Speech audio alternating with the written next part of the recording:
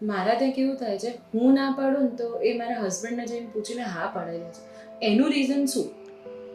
Okay, this is most common problem of every parent, because પેરેન્ટિંગની style differ હોઈ શકે છે પેરેન્ટ્સમાં. એના લીધે પ્રોબ્લેમ શું થાય છે, બચ્ચાને બાઉન્ડ્રીઝ નથી ખબર અને એના માટે સેલ્ફ રેગ્યુલેશન કરવું પણ ડિફિકલ્ટ થઈ જાય છે. Because as in any neurodiverse kid, એ લોકોમાં પ્રોબ્લેમ એ હોય છે કે એ લોકોના જે રેગ્યુલેશન સ્કિલ્સ છે they are not up to the mark. So problem શું થાય છે કે બચ્ચું એક વસ્તુ માંગે છે, નથી તમે આપતા તો એ ટેન્ટ્રમ્સ થ્રો કરે છે, મે બી બિહેવિયરલ ઇશ્યુઝ ડેવલપ કરે છે અને બીજા પેરેન્ટ્સ સાથે જતું રહે છે. That's why we need a parenting જે તમારી જે સ્ટાઇલ છે એને ડિઝાઇન કરવાની અને પેરેન્ટિંગની સ્ટાઇલ જે હોય એ પિકઅપ કરવાની બહુ જ ઇમ્પોર્ટન્ટ છે.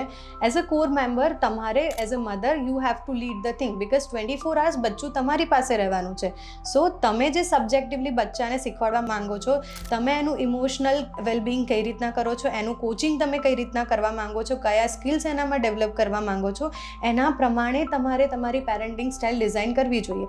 એઝ ઇફ તમને તમારા બચ્ચામાં જોઈએ છે કે કોન્ફિડન્સ બહુ જ ડેવલપ થાય તો તમારે જવાનું છે ઓથોરિટેટિવ તમારી પેરેન્ટિંગ સ્ટાઇલ હોવી જોઈએ. રીઝન, એમાં તમે ડિસ્કશન્સ કરશો, રિઝનિંગ્સ આપશો, દરેક વસ્તુ થવાની પાછળના લોજિક્સ આપશો.